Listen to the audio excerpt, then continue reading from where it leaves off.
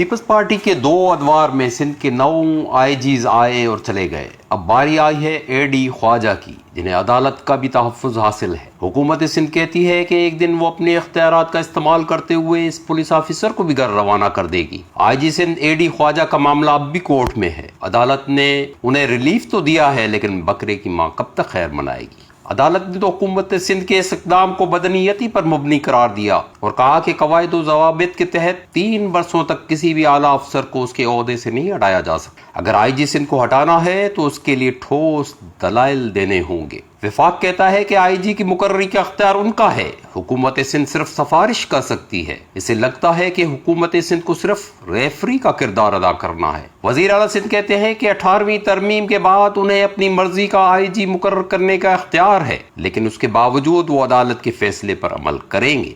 आइन में लिखा है कि अमन अमान का क़याम हर सूबे का अपना मसला है, तो ये अमन क्या फरिश्ते कायम करेंगे? जब सूबे का चीफ सेक्रेटरी वफाक का नुमाइंदा हो और आईजी को भी वफाक की आशीर्वाद हासिल हो, तो ऐसे में सूबाई खुद मुख्तियारी पर अमल कैसे मुमकिन है? थोड़ा ये भी सोचें कि कहीं सिंध हुकूमत की अपनी ही बाजी उलट तो नहीं गई। पीपल्स पार्टी की क़यादत ये सोच कर एडी ख्वाजा को लाई थी कि वो उनका बरम रखेंगे, लेकिन बादशाह प्यादे के हाथों मात खा गया। अब इसे क्या कहें? हम थे जिनके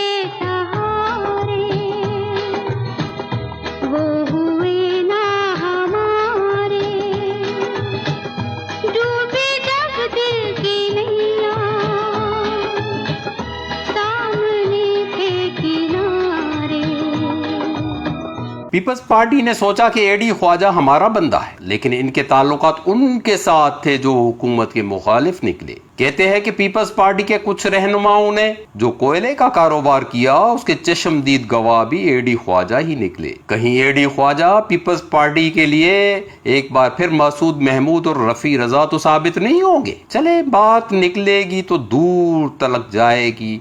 आगे आगे देखें होता है क्या। बात निकले तो दूर तलक जाए। अब ये तय है कि आज या कल पीपल्स पार्टी की क़यादत एडी ख्वाजा को घर भेज देगी, लेकिन क्या वो यूं ही खाली हाथों जाएगा?